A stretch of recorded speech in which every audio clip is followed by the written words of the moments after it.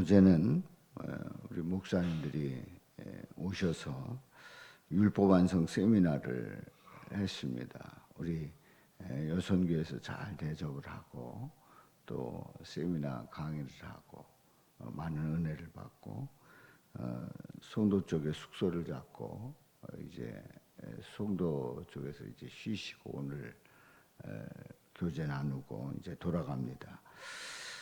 어제 이렇게 우리가 목사님들 모시고 함께 은혜를 나누고 또 함께 배운 것을 나누는 그 과정 속에서 우리 교회에서 잘 대접을 하고 또 함께 한 거에 대해서 너무 감사하고 또 좋은 시간을 보내고 있습니다.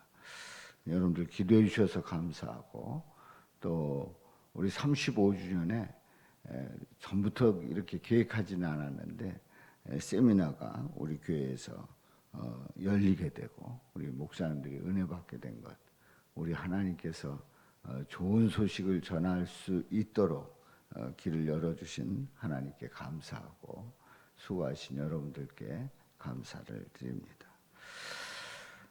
우리가 이 새벽 기도회에 이번 보리떡 새벽 기도회에 광야 사막길을 걸어가기 하는 그런 주제로 함께 은혜를 나누고 있습니다. 오늘 이 말씀을 통해서 계속 이어지는데요.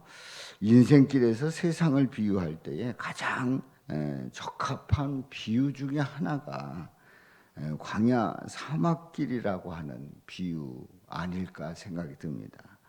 그야말로 우리가 광야를 간다라고 하면 거기에는 그 땡볕에 가림막도 없고 또 마실 물도 없고 또 먹을 것도 없고 쉴 것도 없고 하는 그런 곳이 광야 사막길입니다. 바람은 불고 밤에는 춥고 낮에는 덥고 하는 그 광야 사막길. 바로 인생이 살아가다 보면 그런 인생을 살아가지 않는가 생각이 듭니다. 바로 이 광야 사막길.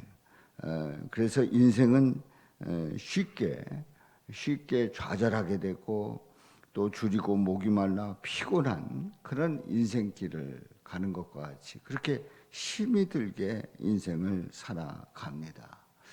그래서 많은 사람들이 쉽게 포기를 하고 그리고 어떤 의지를 가지지 못하고 그리고 희망을 가지지 못하고 그냥 인생 그냥 살면 된다. 그냥 살아가는 대로 살아가자. 이렇게 인생을 내던지는 그런 경우를 많이 봅니다. 광야 사막길이 과연 그런 길입니까? 아닙니다. 광야 사막길에서도 살아남는 방법이 있습니다. 광야 사막길에서도 잘 살 수 있는 방법이 있다는 얘기지요. 어떻게 해야 될까요? 바로 그것은 오늘 어제 말씀을 통해서 함께 은혜를 나눴습니다마는 속량받은 자들, 바로 구원받은 자들을 우리 대적의 손에서 모아주시는 그 하나님을 찬양하는 고백이 있었습니다. 그래서 이제 그 속량받은 자들의 그 삶의 모습이 오늘 말씀에서는 그들이 광야 사막길에서 방황하며 이렇게 말씀하고 있습니다. 그리고 줄이고 목이 말라 피곤하였도다. 그렇습니다.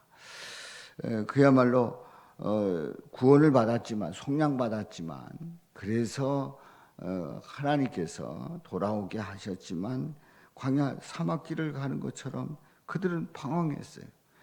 포로로 붙잡혀 갈 때 얼마나 무서웠겠습니까? 포로로 붙잡혀 갈 때에 깜깜하지요. 이제는 고향 땅을 다 뒤로 두고 나라를 뒤로 두고 그리고 환영받지 못하는 그러한 상황 속에서 바벨론으로 붙잡혀가는 그 유대인들의 그 마음이 얼마나 방황이 됐겠습니까? 줄이고 목이 말라 피곤한 이스라엘 백성들의 그 모습, 그 모습은 바로 누구의 모습이 아니라 우리의 모습일 수가 있단 말이지요. 그래서 우리는 인생 광야길을 걸어가는 그런 우리들의 모습을 그대로 비춰주고 있습니다. 그래서 이제 6절에 있는 말씀에 보면은 이에 그들이 근심 중에 여호와께 부르짖음에 그들의 고통에서 건지시고 말씀하고 있어요. 그렇습니다. 그야말로 광야 사막길을 가는 그 심정이 뭐 콧노래가 나오고 또 행복하다고 하고 또 살만 난다고 하고 그런 말들이 나오겠습니까? 그냥 근심 그 자체인 거예요. 인생을 살아가면서 그 광야 사막길을 가는 그 심정은 근심 그 자체입니다. 그냥 하루하루가 근심거리지요. 하루하루가 어떻게 살아갈까? 오늘 하루는 어떻게 버틸까? 하는 그런 근심 중에 살아갈 수밖에 없습니다.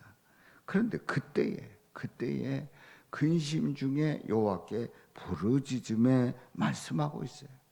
그렇습니다. 광야 사막길을 가는 그러한 사람들의 가장 중요한 것, 근심할 수밖에 없는 상황 속에서 기도하는 거지요. 부르짖는 거예요. 주님을 바라보고 주님께 부르짖는 거예요. 그렇습니다.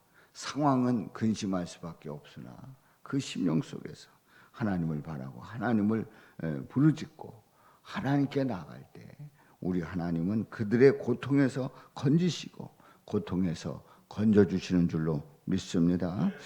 또 바른 길로 인도하사 거주할 성읍에 이르게 하셨도다.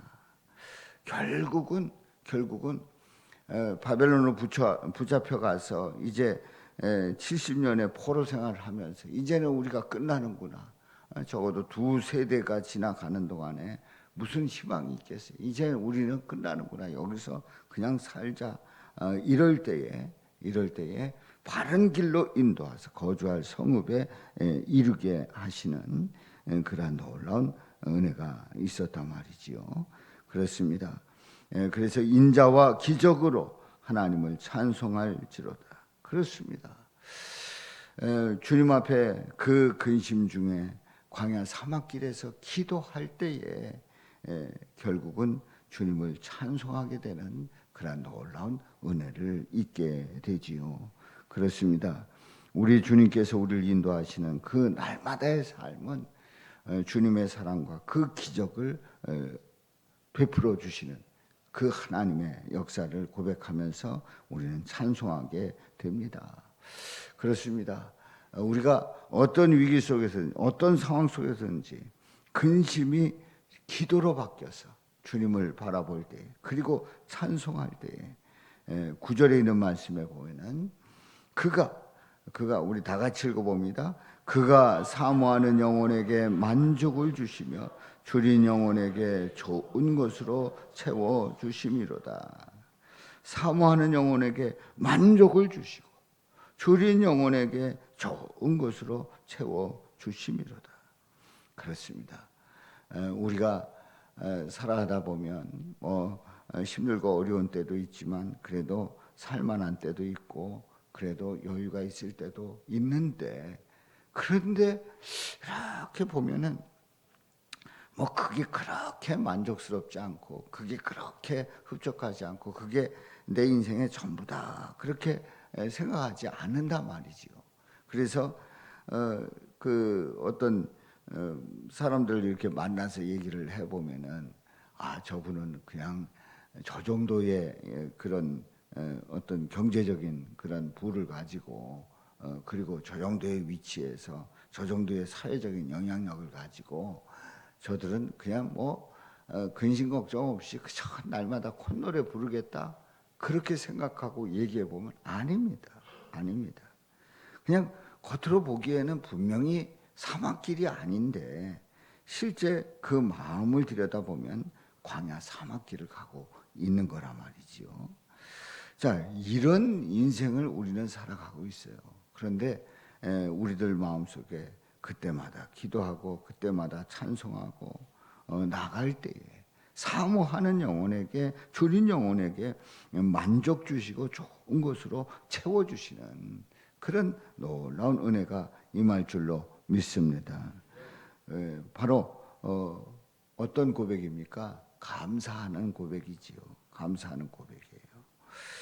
바로 그가 사모하는 영혼에게 그는 누굽니까? 그는 누구예요? 바로 그분은 누굽니까? 여호와 하나님 우리 예수 그리스도란 말이죠.